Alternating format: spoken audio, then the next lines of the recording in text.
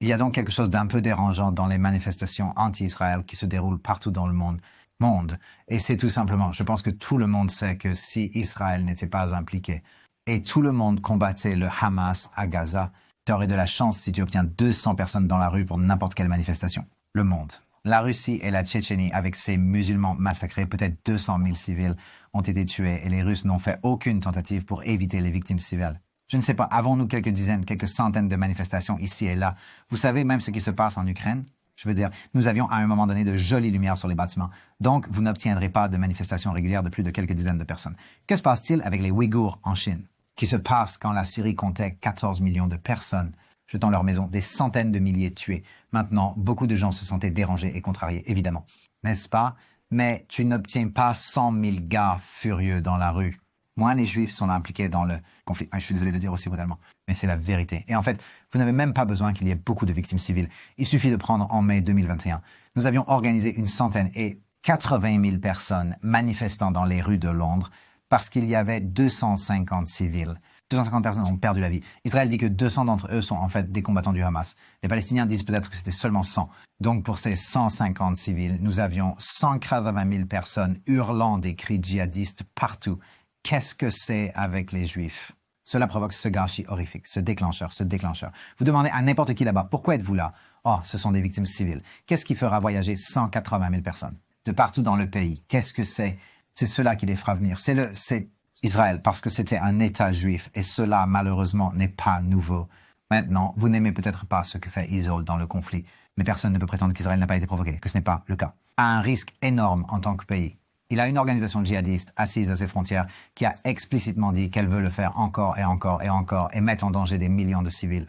Je ne pense pas qu'une personne saine d'esprit puisse penser qu'Israël n'a pas une obligation morale d'essayer d'aller combattre le Hamas.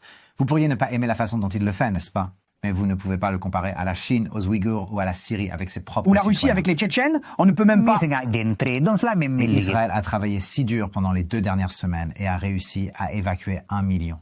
Sur les 1,1 million de civils que le Hamas a tenté d'utiliser comme boucliers humains, la pire attaque et les pires choses que vous pourriez dire à ce sujet ne sont pas possibles, n'est-ce pas? Ce serait pas comparé à peu près n'importe quel conflit qui s'est jamais produit n'importe où dans des environnements urbains denses. Et pourtant, ce sont les conflits qui peuvent rassembler quelques dizaines de personnes.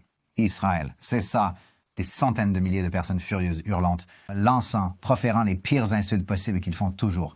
Maintenant, c'est un génocide. Parce que vous avez tué 20 000 combattants du Hamas, ou même pas encore ce nombre, quelques milliers de combats du Hamas, et certains civils sont tragiquement décédés aussi. Un génocide incroyable, n'est-ce pas? Le pire. Et cela, tragiquement, a été l'histoire de l'histoire juive. Voyez-vous, l'antisémitisme, la haine la plus ancienne et la plus longue du monde, a presque jamais...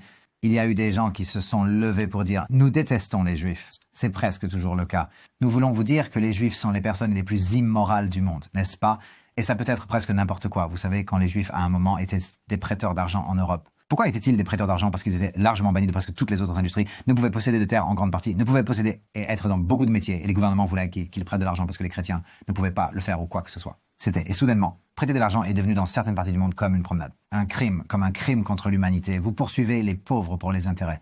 C'est la chose la plus horrible du monde. Et les Juifs ont été massacrés à cause de choses comme ça.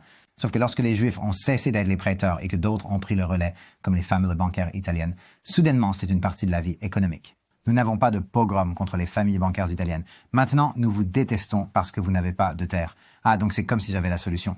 Il y a notre ancienne patrie, elle est assise à moitié vide sous l'Empire ottoman qui commence à s'effondrer. Retournons simplement là-bas. De toute façon, beaucoup de Juifs migrent là-bas. Personne ne nous détestera, c'est ce qu'ils nous disent. Oh non, maintenant, nous vous détestons parce que vous êtes allés sur la terre. Elle avait été faite avec la terre de quelqu'un d'autre. C'est une chose incroyable. Vous occupez le territoire d'autres personnes. C'était une guerre défensive en 1967. 14 armées sont venues pour nous détruire et nous les avons repoussées et avons offert la terre en échange de la paix encore et encore. Non, vous occupez ce territoire, mais ils ont dit non à la paix que nous voulons. Nous sommes prêts à nous retirer s'il y aura la paix. Non, votre occupation est soudainement devenue un crime contre l'humanité. Remarquez, pas quand la Chine occupe le Tibet et les terres ouïghours et ainsi de suite. Pas quand la Russie occupe toutes sortes de choses. Pas quand le Maroc occupe le Sahara méridional, pas quand les Kurdes sont occupés par la Turquie et l'Iran et l'Irak et la Syrie, traités de manière horrifique et brutale. Mais il y a un crime de guerre dans le monde, Iso, qui est coincé en Cisjordanie, jusqu'à ce qu'il puisse obtenir un traité de paix et se retirer. C'est le crime contre l'humanité, même le peuple incroyable de Dieu. On l'appelle occupé. C'est une nouvelle définition de l'occupation. Partout ailleurs dans le monde pour être un occupant, vous devez réellement être là sur le terrain gérant la vie des gens. C'est aussi le seul endroit qui peut se retirer complètement du territoire et ne pas être impliqué du tout dans la vie quotidienne. Et c'est toujours officiellement occupé. Alors pourquoi est-ce toujours ça? C'est toujours une étrange norme à laquelle les Juifs sont soumis. Pourquoi est-ce que ce que les Juifs font dans le monde, quelqu'un le déclarera un crime de guerre? Pourquoi est-ce que Israël est le seul État au Moyen-Orient qui serait appelé une partie apartheid quand en réalité, presque tous les autres États du Moyen-Orient sont des États d'apartheid. Et Israël est le seul État non apartheid au Moyen-Orient. Israël est le seul État où, peu importe votre race, peu importe votre religion ou son absence, vous pouvez voter également. Vous pouvez avoir des représentants au Parlement, vous pouvez avoir des gens à la Cour suprême. Vous avez juge musulman arabe à la Cour suprême, musulman arabe est à la Knesset, au Parlement. Et chaque vote compte autant. Et tout le monde a le même droit d'aller aux mêmes universités et aux mêmes emplois et ainsi de suite. Allez, aucun autre État au Moyen-Orient ne l'a. Tous les autres États du Moyen-Orient sont l'apartheid, sauf Israël. C'est celle qui est étiquetée apartheid. L'étude de l'antisémitisme est complexe et comporte des dizaines de documents dans le monde entier, mais il y a un thème commun. Et c'est ça, c'est que, pour une raison quelconque, les idéologies les plus sombres du monde, qu'elles soient à l'extrême droite ou au bord raciste nazi, sera là à l'extrême gauche du monde communiste et anti-étatique et anti-occidental. Ils sont toujours obsédés par la haine envers les Juifs, étant un anti-religion extrême, étant un djihadiste radical extrême. Ils seront toujours obsédés par la haine du juif. Que ce soit un Hitler ou son ennemi juré Staline, que ce soit Al-Qaïda ou que ce soit le modéré, tous sont sur une chose. Que nous devons détester le juif. Et quand nous voyons que les forces les plus sombres de l'humanité et les parties les plus sombres de la nature humaine essayez toujours de détester le juif lorsque l'obscurité trouve toujours un ennemi en nous, cela soulève la question de savoir s'il y a quelque chose de léger qu'il déteste. L'obscurité déteste la lumière. Peut-être y a-t-il quelque chose à propos du judaïsme et de la judaïsme que le mal déteste, et cela peut être terrifiant en tant que juif. Je peux le sentir. Et beaucoup de lui. juifs essayent de fuir tout ce truc juif, ou du moins nous ne sommes pas comme tout le monde. Demandez pourquoi l'obscurité doit toujours venir nous détester. Et vous verrez bien sûr que c'est l'obscurité qui nous déteste. Et parce que l'obscurité déteste la lumière. L'obscurité déteste le bien. La noirceur déteste quelque chose que le peuple juif a toujours défendu, l'inhumanité. Et l'obscurité riposte, dit « tu n'es pas de lumière ». Ne nous faites pas nous sentir coupables. N'ayez pas cette voix de bonté. Ce que tu es sombre. Lançons les pires accusations contre toi. Tu empoisonnes les puits en Europe médiévale. Vous assassinez des enfants chrétiens. Les responsabilités de sang de l'Europe. Vous êtes les pauvres qui épuisent la société quand nous étions pauvres. Vous êtes les riches qui violent la société quand nous étions pauvres. Riches, vous êtes le peuple sans terre quand nous n'avions pas de terre. Vous êtes le peuple qui a pris la terre quand nous n'avions pas de terre. Quand nous sommes revenus sur terre, vous êtes le peuple, vous êtes le génocide. Vous êtes tout simplement crime que vous auriez pu imaginer. Ce fait exagéré et jeté aux Juifs et a fait tout au long de l'histoire. L'obscurité veut dire arrêtez de briller cette lumière. Arrête d'être cette lumière, tu es aussi sombre. Et c'est ce que l'antisémitisme a toujours été. Était la démonisation des Juifs. Si le peuple juif en Israël doit se défendre, vous pouvez vous promettre que peu importe il y a des combien, victimes. Et c'est elle va être ainsi. bien pire que toutes celles qui ont eu lieu avant. C'est une guerre contre les dizaines de milliers de combattants du Hamas qui ne vont pas se rendre. Ils vont se battre jusqu'à la mort.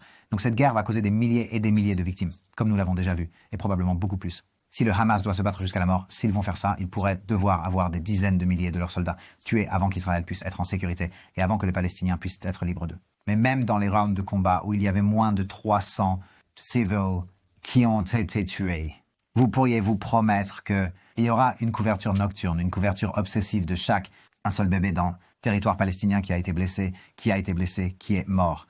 Vous pouvez vous promettre une obsession dans les médias mondiaux qui ne peuvent pas lâcher ce conflit. Nous devons tout montrer, chaque morceau de celui-ci. De douleur, chaque bouclier humain du Hamas, et arrêtons de blâmer Israël. Et soudainement, une gâchette apparaît et éclate chez les communistes radicaux et les nazis radicaux. Et les djihadistes radicaux et 100 000 personnes peuvent se rendre dans les rues de Londres, et des centaines de milliers qui le feraient. Je ne viens normalement jamais dans un conflit, peu importe combien des centaines de milliers de civils sont réellement tués. Nous serons dans les rues avec parce que les ténèbres haïssent le juif, diabolisent le juif.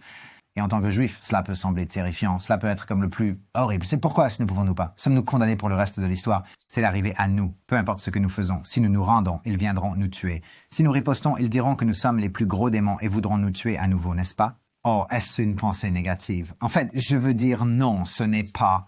C'est en fait une pensée vraiment stimulante. Parce que quand les ténèbres vous déclarent comme son ennemi, il voit quelque chose en nous que nous ne voyons pas assez souvent. J'ai assez de lumière pour que Hitler veuille me tuer. Il l'a dit explicitement. S'il ne tue pas tous les Juifs, ils commenceront la bonté et la moralité. Encore, la conscience, dit-il, est une tâche que vous avez infligée à l'humanité. Le Juif a créé 2 inventions. Le Juif dit la circoncision sur le corps et la conscience sur l'âme. D'une manière ou d'une autre, le Juif est associé dans l'esprit de Darwin. L'obscurité, avec conscience, avec la parole de Dieu, avec le message de Dieu que vous pouvez vous élever.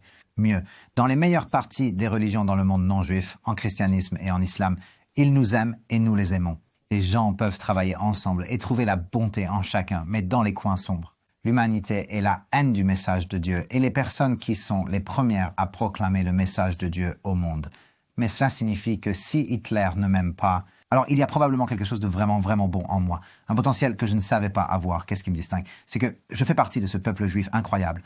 Il y a une lumière dans le peuple juif que l'obscurité craint.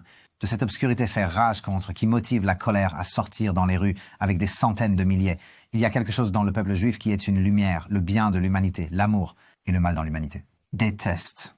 Et si je peux juste prendre du recul et voir une seconde, il y a plus à cette foi dont je fais partie et plus à ce peuple dont je fais partie que je ne le savais.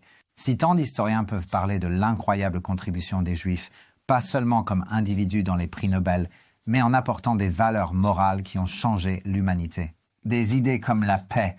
Les premiers ont articulé avec leurs prophètes de l'ancien Israël l'idée que chaque enfant a le droit à la vie, même s'ils sont nés handicapés. Le premier étant articulé qu'il n'est pas, pour les Juifs, l'idée que chaque enfant devrait avoir une éducation, l'idée que nous devrions juger une société par la façon dont elle traite les plus faibles, les prophètes d'Israël, la Torah d'Israël, la lumière qui est projetée dans le monde. La lumière, l'obscurité, toujours. La haine, et peut-être que nous avons toujours des ressources. Pas peut-être. Nous avons toujours une lumière. L'obscurité nous aide toujours et nous pouvons y puiser. Nous pouvons devenir plus connectés à cela. Et nous pouvons devenir plus juifs et faire plus de bien et plus de lumière et plus d'amour. L'amour, et c'est l'antidote à l'obscurité. Quand la lumière brille dans un coin de la pièce, il y a beaucoup d'obscurité. Et l'obscurité veut venir et tuer la lumière. Et quand la lumière réalise soudainement, une seconde, j'ai quelque chose qu'elle craint, laissez-moi briller plus de lumière, laissez-moi faire plus de bien, laisse-moi lui donner ce qu'il craint le plus. Laissez-moi être plus humain, plus bon, plus juif, plus connecté au message de Dieu, au message de bonté dans le monde. Faisons-en plus. Cela devient soudainement une source de fierté si profonde, comme la grand-mère de ma femme et tant d'autres qui ont traversé des choses traumatiques comme l'Holocauste. Elle était une survivante et elle emmenait des groupes autour de la Pologne et il parlait de son expérience. Elle disait qu'il y a une chose dont on peut être sûr, si tu me faisais revenir en arrière, je choisirais à chaque fois d'être la personne dans le camp, la personne qui est arrivée en train avec plus de 200 proches qui, une demi-heure plus tard, n'avaient que 3 ou 4 proches vivants, la personne qui a retrouvé sa propre mère, sac alors qu'elle passait par les vêtements et ses propres cheveux que sa mère avait gardés sur elle depuis son jeune âge. Je préférerais être là, dit-elle, que d'être les gardiens du camp. Les dieux nazis, avec toute leur nourriture merveilleuse et la vie qu'ils ont autour de nous, je préférerais être le bon persécuté. Puis les vrais auteurs du mal, je préférerais être ceux contre qui tous les méchants crient et jurent. Ils nous crient les slogans les plus horribles. Et je préférerais être ces gens de bien que l'obscurité déteste plutôt que eux qui défilent et hurlent les rues de Londres, postant des choses horribles sur les réseaux sociaux, enragés. Je préférerais être les Juifs qui ont peur de ce que leur avenir pourrait être en Europe et dans d'autres parties du monde. Je préférerais être ces soldats israéliens essayant désespérément de naviguer dans ces petits tunnels à Gaza, essayant de minimiser les morts civiles tout en étant sous-estimés. Le feu de tous les côtés. Je préférerais être eux plutôt que d'être le Hamas. Je préférerais être eux plutôt que d'être les djihadistes radicaux. Je préférerais les être plutôt que d'être les nazis. Je préférerais être eux plutôt que tout cela. Les mots radicaux qui nous jettent tout ce qu'ils peuvent contre nous. Et pour être clair, en tant que peuple juif, nous ne croyons pas que seuls les juifs sont bons dans le monde. Nous ne croyons pas que ce sont seulement les juifs qui ont un monde à venir. Il y a une bonté dans toute l'humanité. Il y a un lieu pour tant de nations pour vivre ensemble en paix et en harmonie, même en désaccord. Et l'espoir que nous avons tous que cette lumière s'amplifie avec tout le bien dans le monde humain. Et il y a eu tant d'effusions de bien. Ce n'est pas seulement les centaines de milliers qui sortent pour crier la haine. Il y a eu tant de voix du bien. Tant de gens se soucient vraiment. Tant de gens apportent de la lumière. Comme cette lumière devient de plus en plus forte, même dans un conflit sombre et terrifiant, même dans un où tout est un labyrinthe moral. Alors que nous essayons juste de faire ce qui est juste, de faire ce qui est bon. Nous prions et nous verrons, s'il vous plaît Dieu, le jour. Quand la lumière éclipse l'obscurité, quand ces pauvres civils palestiniens seront libérés du Hamas et de toute sa saleté et sa maladie. Quand la grandeur chez les musulmans et les chrétiens et les croyants et les non-croyants est partout dans le monde. Là où la lumière brille, où l'appel de Dieu brille, que je vous ai tous créés à l'image de Dieu, où la voie de la paix brille et où nous pouvons tous vivre ensemble et devenir un. Une humanité dont nous rêvons depuis des milliers d'années, l'humanité que l'obscurité déteste et l'humanité qui se trouve au cœur même du peuple juif. Élevons-nous à la hauteur de l'occasion et espérons qu'à travers la petite lumière que nous apportons en cette terrible, terrible époque, que nous mériterons de voir une telle lumière et bonté quand il n'y a plus de guerre dans le monde et plus de souffrance et de haine et que tout ce dont nous avons rêvé pendant des milliers d'années, tout ce dont les prophètes ont parlé. Du monde vivant ensemble en paix où le loup se couchera avec l'agneau et les nations ne lèveront plus l'épée contre la nation et elles n'apprendront plus la guerre. Puissions-nous mériter de voir cela rapidement dans nos cœurs, nos jours et en attendant où nous serions si fiers pour être le peuple de lumière, le peuple que l'obscurité déteste, les grandes traditions du peuple juif